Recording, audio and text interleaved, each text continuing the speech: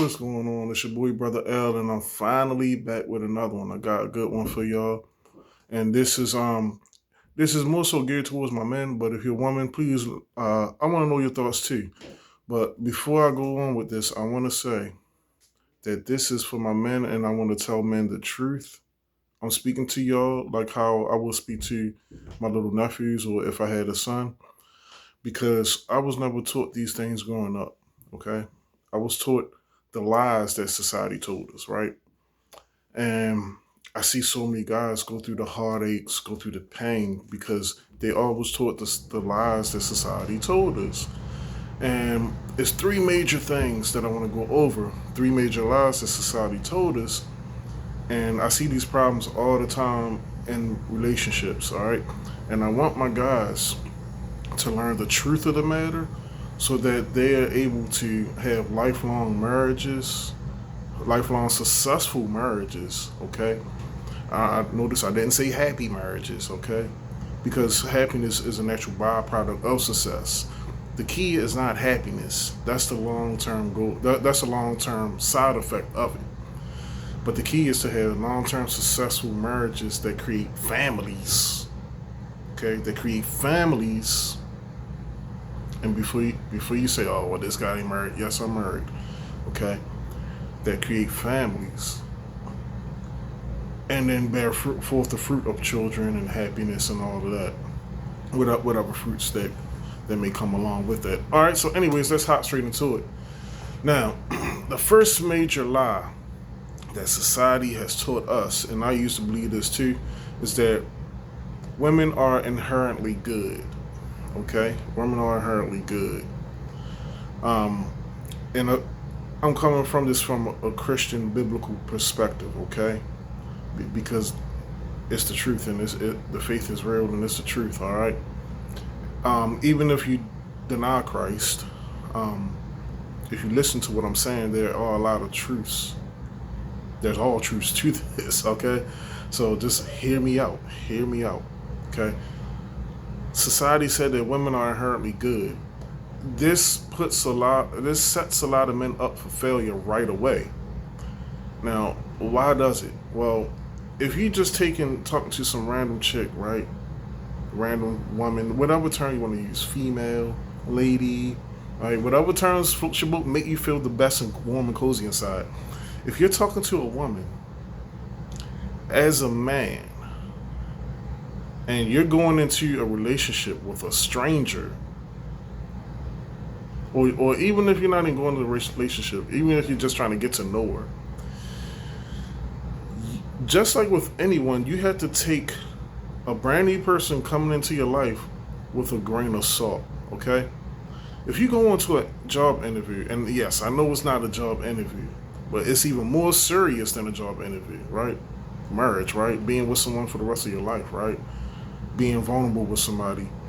It's even more serious than a job. So if a job is vetting this person, doing multiple interviews, and then even if you get the job, puts you on a probationary period, how much more should you be vetting this woman, be questioning this woman, be getting to know this woman, and also giving her some type of probationary period, right? The truth of the matter is that all women were created just like a woman, right? Well, just like what woman? Just like the original woman, Eve. All women are created like Eve. We're all created in the image of God, right? But that nature, that good righteous nature, we have that, but it was corrupted.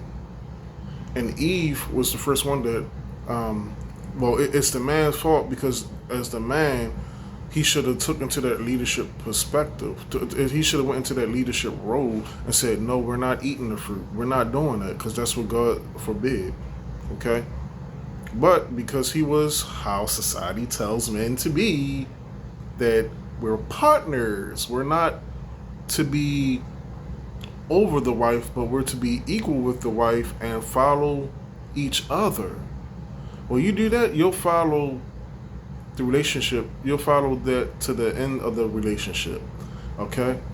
There's a popular saying: if you let a woman lead a relationship, she'll lead you to the end of the relationship.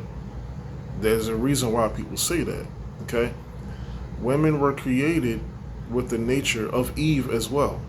So you got to take into account of that and know that she's going to try to challenge you. She's going to try to challenge God. That's going to happen, and it's your role to see that and to correct that. And if she doesn't want to correct that, you should have did what Adam didn't do, which is say, God, send me another. Like, we'll either correct this woman, one of the two, because she on some stuff. She's rebellious. She's not submissive. Um, or as women like to say,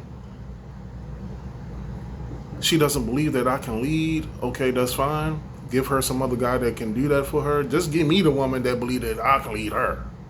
You know, and that's what you need to be doing. You need to be finding the woman that believes that you can lead her. You got, of course, you got to do things on your part, but if you, no matter what you do, if you're with a rebellious woman that's going to rebel against you and against God, against the laws that God sent and the rules that you set that come from God, then it's just not going to work out. But you will never see that coming. You will get steamrolled because if you believe the lie that all women are inherently good, that's not the case. All women do have some goodness in them, but all women also have that sin nature that they had passed on by their mother Eve. Okay, the second biggest lie that society tells us that attraction is the same for men and women. Okay, that's bullcrap. Just start off with physical attraction. Men are physically attracted to women. Women are physically attracted to men. Okay, that's how God created us in the natural process. So if the physical attraction is different, then also if the outward attraction, when I say physical, I'm talking about outward attraction. Men love the shape of a woman. Men love the softness of a woman. Men love the curviness of a woman. Excuse me. While women love the hardness of a man. Women love the sharpness and the squareness of a man. Women love the hardness and the masculinity of a man. Okay? So attraction is not symmetrical. Attraction is asymmetrical. Okay? Men and women, contrary to popular belief, are not the same. Okay? So, they're attracted differently. Their attraction triggers are different. Women are attracted through what's called hypergamy. And hypergamy is you're attracted to someone that's better than you. That's in almost every way. Okay? Now, that's going to trigger some women because, again, we live with this equality society where all things are equal and the same across the board, but that's not true in nature. Women like men that tend to earn more money, tend to be bigger than them, taller, faster, stronger, that are smarter than them, that can lead them in life and can guide them. That's what women naturally go for. And as a man, we tend to be hypogamous, okay? Or even a lot of times, isogamous, okay? Forgive me if I'm messing up these pronunciations, but I definitely know hypergamy because I've studied women a lot. As far as men, these words aren't out there as much, but hypogamous, not to be confused with hypergamous, but men are hypogamous. And basically these are just fancy Greco-Roman words for the men are attracted to women that are below them. So a lot of women, they can't understand this, and when they see this, they look at it as though, oh, you're insecure. You want somebody that you can rule over and control and all that. No, that's not what it is. Women want somebody that's... Women tend to can't understand that because in their minds and in their hearts, they want a man that's bigger, faster, stronger than them. So they look at us and they be like, oh, well, we should also want the same thing. We want a woman that's on her stuff, that's smart, that's strong, independent, don't need no man. She just want the man. And that's what women want. It's not what we want. That's not what we want. Ladies, hear this. A man telling you what men want, okay? We don't want what a woman wants. We don't want another us, okay? We don't want another man. We don't want another person that's just as strong as us, if not stronger, just as wise as well as us, is not wiser. Maybe some people, maybe some men, a lot of men don't mind an equal, but once the woman starts to overtake the man with income or with education, it's not that he's getting intimidated. It's just that he's not attracted to that naturally. He can't help himself but to be repulsed by that. Why? Because a lot of times that tends to come with certain behaviors. A man, when a man earns more than his woman, he provides for the family 9 times out of 10. But when a woman earns more money than her man, she tends to provide for herself. Okay, she tends to look at the man with this thing like, and you hear this all the time. Well, you ain't paying all the bills. Well, you're not making as much as me. I make more than you. What can you tell me? We hear this all the time, all over the internet. All right. So you have to understand that. So that's why it's so important to level up, to earn as much as possible. I've been able to get myself into the top 10% of men in the world, in this country. So, and that has helped me out tremendously. I'm not saying there's everything, but it is a major aspect to it. Which brings me to my third one. Okay, the third thing that ruins a lot of relationships is this lie here that it's been said that women love to have intelligent, intellectual, thought provoking conversations. So, what tends to happen is men believe that lie and they tend to talk themselves out of the relationship slowly but surely. Okay. So, what the truth is that women love to have conversations that engage and provoke not their thoughts, but their emotions.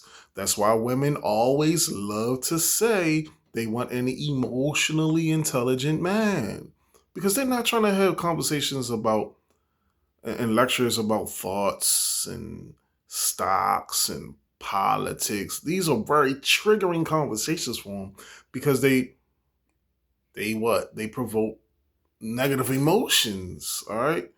So if you want to have a conversation where y'all can attract, you got to find a way where you can talk to her to provoke positive emotion, to provoke emotions of love or even maybe even lust if you're at that marriage point, right? You got to find ways of, and it can't be always positive and always good and goody two shoes because what happens with that is she looks at you like you're a lame or a square. So you got to be able to provoke the full range of emotions, but not keep it in the negative. Be able to take that and pull those emotions into the positive. Okay, now that's something that you're gonna have to learn and and develop with over time and practice with different women, preferably with the woman that you're talking to, because really most women are the same. And I don't mean that as no disrespect. A woman is a woman. Is a woman. Is a woman. All right. So for the most part, women are the same. So you got to understand you can't be talking about Plato and Pythagoras and or about ancient aliens or the pyramids with women. They're going to look at you like you're freaking nuts, and they're going to say you're lame, you're a clown, you're a square, you're a nerd, you're a geek. You got to have conversations about it's a nice day outside today. You like the beach? Have you ever thought about the beach?